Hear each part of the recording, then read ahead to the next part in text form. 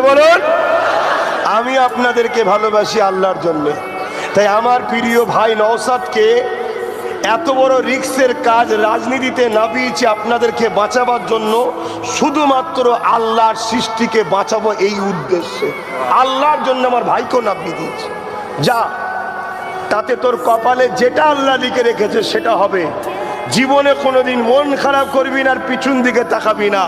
মনে রাখবি, কেউ তোর যদি সাথে না থাকে, একজন তোর সাথে আছে, তিনি তিনি তিনি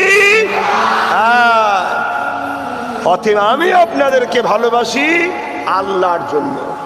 যদি জলসা করাই লক্ষ্য থাকতো, তাহলে বা ওকে না বলে আরো জলসা বেশি হতো। ওর জন্য তো আমি ভাঙরেই আসতে পারিনি। কেন? আমি কি বলতে গিয়ে রাগের মাথায় কি বলে দেবো, লাস্টে ওকে নিয়ে টানাটানি হবে। কেন? কোনো বেটা তো আমার কাছে ঘেঁষে না, আমার কাছে ঘেঁষলে অসুবিধা আছে তো। কথা বুঝলেন না? আমি তো হুজুর মানুষ,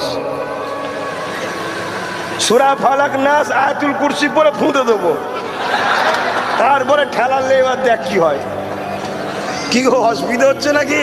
আরে বাপ বেটা মা বোনেরা রয়েছে দূরে, বাপ বেটা ভাইয়েরা সামনে বসে একটু কথা বলছি, এতে অন্য কারো অসুবিধে হলে আমাদের অসুবিধে নেই। আপনাদের অসুবিধা হচ্ছে না তো?